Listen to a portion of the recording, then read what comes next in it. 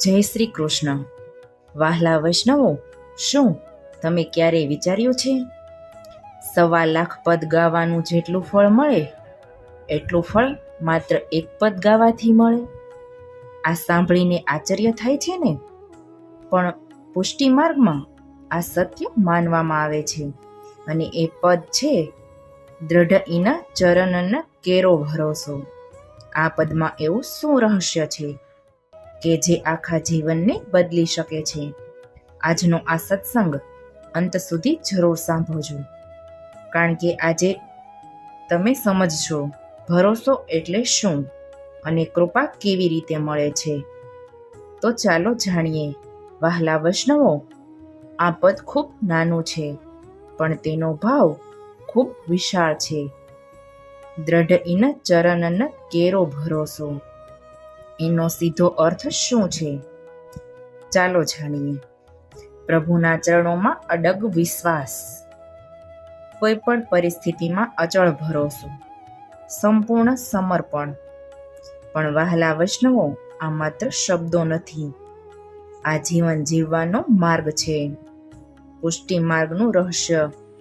પુષ્ટિ માર્ગમાં શું સૌથી મહત્વનું છે? ભક્તિ, જ્ઞાન કે સાધના? ના, સૌથી મહત્વનું છે કૃપા. અને કૃપા ક્યારે મળે છે? જ્યારે ભરોસો હોય. જો તમે પ્રભુ પર સંપૂર્ણ ભરોસો રાખો છો તો કૃપા આપોઆપ વરસે છે. 1.25 લાખ પદ જેટલું ફળ કેમ? ચાલો જાણીએ. હવે આ સૌથી મોટો પ્રશ્ન છે. એક પદનું ફળ 1.25 લાખ પદ જેટલું કેમ? કારણ કે ઘણા લોકો 1.25 લાખ પદ ગાય છે, પણ મન ક્યાંક બીજે હોય છે. શબ્દો ગાય છે, પણ હૃદય ખાલી રહે છે. પણ જો આ એક પદ હૃદયથી ગાય તો એ સીધું પ્રભુ સુધી પહોંચી જાય છે. ભરોસો શબ્દ નહીં, અનુભવ છે. ભરોસો શબ્દ બોલવો સરળ છે, પણ શું આપણે સાચે ભરોસો રાખીએ છીએ? જ્યારે બધું સારું ચાલે છે ત્યારે આપણે કહીએ છીએ પ્રભુ પર ભરોસો છે, પણ જ્યારે મુશ્કેલી આવે ત્યારે ગભરાઈ જઈએ છીએ. તો એ સાચો ભરોસો નથી. સાચો ભરોસો એ શું છે?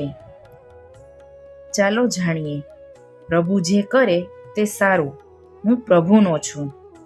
આપણે એક ઉદાહરણ દ્વારા સમજીએ. એક નાનકડું બાળક હોય છે. તેને ખબર નથી દુનિયામાં શું છે, પણ તે પોતાના પિતાનો હાથ પકડીને ચાલે છે. તેને કોઈ ડર નથી, કારણ કે તેને ભરોસો છે. એ જ રીતે જો તમે પ્રભુના ચરણોમાં ભરોસો રાખો તો જીવનમાં કોઈ ભય નહીં રહે. અનુભવ ક્યારે થાય? જો તમે આ પદ રોજ ગાશો, પણ હૃદયથી ગાશો, તો એક દિવસ તમને અંદરથી શાંતિ અનુભવશો. મન સ્થિર થઈ જશે, અને પછી તમને લાગશે પ્રભુ તમારી સાથે છે. આજના સમયમાં લોકો બધું કરે છે. પૂજા કરે છે, પાઠ કરે છે, ભજન કરે છે, પણ ભરોસો નથી કરતા. જો ભરોસો આવી જાય તો જીવન બદલાઈ જાય. સૌથી મોટી કૃપા શું છે? ચાલો જાણીએ.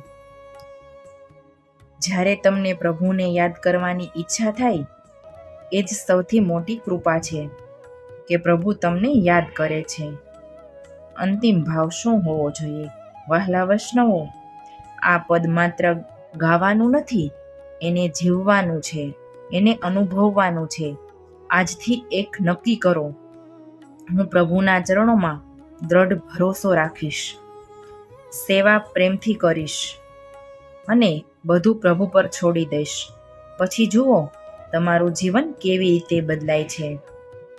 જો આ સત્સંગ તમને ગમ્યો હોય, તમારું હૃદય સ્પર્શી ગયું હોય, તો આ વિડીયોને લાઈક કરજો અને તમારા જેવા બીજા વૈષ્ણવો સુધી શેર કરજો.